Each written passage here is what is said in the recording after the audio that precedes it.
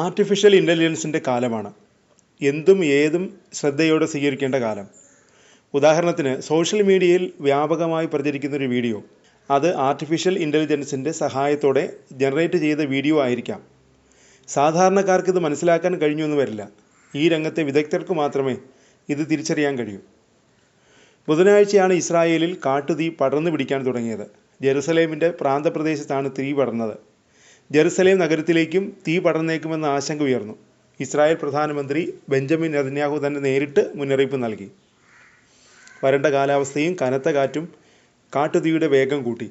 Israel കാട്ടുതീയുടേതെന്ന് അവകാശപ്പെട്ട് നിരവധി വീഡിയോകളും ചിത്രങ്ങളും സോഷ്യൽ മീഡിയയിൽ പ്രത്യക്ഷപ്പെട്ടു. എന്നാൽ അവയിൽ പലതും ഇസ്രായേൽ കാട്ടുതീയുടെ ദൃശ്യങ്ങളല്ല. AI സഹായത്തോടെ കൃത്രിമമായി നിർമ്മിച്ചവയും മുമ്പ് പലപ്പോഴായി സോഷ്യൽ മീഡിയയിൽ ഉൾപ്പെടെ പ്രത്യക്ഷപ്പെട്ട ദൃശ്യങ്ങളുമായിരുന്നു അവ.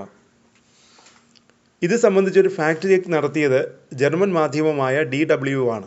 സോഷ്യൽ മീഡിയയിൽ വ്യാപകമായി പ്രചരിച്ച 2 വീഡിയോകൾ ഇസ്രായേൽ കാട്ടുതീയുടേതല്ല എന്നാണ് DW സ്ഥാപിക്കുന്നത്. അതിലൊന്ന് ഇസ്രായേൽ നഗരങ്ങളിൽ കാട്ടുതീ പടരുന്ന വീഡിയോ ആണ്. ഈ വീഡിയോ AI സഹായത്തോടെ ജനറേറ്റ് ചെയ്തതാണെന്നും കഴിഞ്ഞ ജനുവരി മുതൽ സോഷ്യൽ മീഡിയയിൽ പ്രചരിക്കുന്നതാണെന്നും DW വ്യക്തമാക്കുന്നു. ജനുവരിയിൽ കാലിഫോർണിയയിൽ പടർന്നു പിടിച്ച കാട്ടുതീയുടെ ദൃശ്യങ്ങളാണെന്ന് അവകാശപ്പെട്ടും ഇവ പ്രചരിച്ചിരുന്നതായും റിപ്പോർട്ടിൽ പറയുന്നു. ദൃശ്യം AI സഹായത്തോടെ സൃഷ്ടിച്ചതാണെന്ന് വ്യക്തമാണെന്നും റിപ്പോർട്ടിൽ ചൂണ്ടിക്കാട്ടുന്നു. പ്രചരിക്കുന്ന മറ്റൊരു വീഡിയോ ഇസ്രായേലിൻ്റെ ഗ്രാമപ്രദേശങ്ങളിലൂടെ മണൽക്കാറ്റ് നീങ്ങുന്നതാണ്. ഇതും സോഷ്യൽ മീഡിയയിൽ ഇസ്രായേലിൽ നിന്നുള്ള ദൃശ്യങ്ങളെന്ന പേരിൽ വ്യാപകമായി പ്രചരിക്കുന്നുണ്ട്. ഇതും തെറ്റായ വീഡിയോ ആണ്. ഇസ്രായേലിൽ അടുത്തിടെ അടിച്ച മണൽക്കാറ്റിൻ്റെ ദൃശ്യങ്ങളെ അല്ല ഇതെന്നാണ് DWവിൻ്റെ ഫാക്ട് ചെക്കിൽ പറയുന്നത്. പകരം ഇത് സൗദി അറേബ്യയിൽ നിന്നുള്ള ദൃശ്യമാണെന്നും റിപ്പോർട്ടിൽ പറയുന്നു. ഇസ്രായേലിലെ ഏറ്റവും തീവ്രമായ കാട്ടുതീകളിലൊന്നാണ് കഴിഞ്ഞ ദിവസം മുതൽ പടർന്നു പിടിച്ചത്. വരണ്ട കാലാവസ്ഥയും കനത്ത കാറ്റും കൂടി ചേർന്നപ്പോൾ കാട്ടുതീ ദ്രുതഗതിയിൽ പടർന്നു പിടിച്ചു. തീ അനിയന്ത്രിതമായി പടർന്നു. ഇതോടെ ദേശീയ അടിയന്തരാവസ്ഥയും പ്രധാനമന്ത്രി ബെഞ്ചമിൻ നെതന്യാഹു പ്രഖ്യാപിച്ചു. സംഭവിക്കുന്നത് പ്രാദേശിക ദുരന്തമല്ലെന്നും ദേശീയ ദുരന്തമാണെന്നും നെതന്യാഹു പറഞ്ഞു. കാട്ടുതീ ജെറുസലേം നഗരത്തിനെ വിഴുങ്ങാനായി പടർന്നു പിടിച്ചത് വലിയ ആശങ്കയും ഉയർത്തിയിരുന്നു.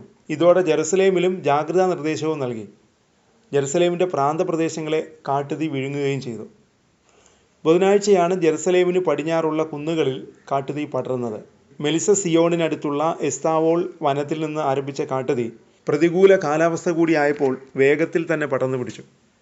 രാജ്യത്ത് ഇതുവരെ ഉണ്ടായതിൽ വെച്ച് ഏറ്റവും വലിയ തീപിടുത്തമാണെന്നാണ് അധികൃതർ പറയുന്നത്. പ്രധാന ഹോട്ട്സ്പോട്ടുകളിൽ ഭൂരിഭാഗവും അഗ്നിശമന സേനാംഗങ്ങൾ നിയന്ത്രണ വിധേയമാക്കിയിട്ടുണ്ടെന്നാണ് മാധ്യമ റിപ്പോർട്ടുകൾ പറയുന്നത്. ടെലവീവിനും ജെറുസലേമിനും ഇടയിലുള്ള പ്രധാന പാതയുൾപ്പെടെയുള്ള ഹൈവേകൾ വീണ്ടും തുറന്നു. വെള്ളിയാഴ്ചയോടെ തീപിടുത്തത്തിൽ ഏകദേശം 6000 ഏക്കർ ഭൂമി കത്തിനശിച്ചു എന്നാണ് റിപ്പോർട്ട്. അതിൽ 2000 ഏക്കർ വനഭൂമിയും ഉൾപ്പെടുന്നു. മുന്തിരിത്തോട്ടങ്ങളും ഒലിവ് മരങ്ങളും ഉൾപ്പെടെയുള്ള കൃഷിയിടങ്ങൾക്കും കെട്ടിടങ്ങൾക്കും കനത്ത നാശനഷ്ടമുണ്ടായതായി പ്രദേശവാസികളെ ഉദ്ധരിച്ച് മാധ്യമങ്ങൾ റിപ്പോർട്ട് ചെയ്തു. തീപിടുത്ത ബാധിത മേഖലകളിലേക്ക് പ്രദേശവാസികൾ തിരിച്ചെത്തി തുടങ്ങിയിട്ടുമുണ്ട്.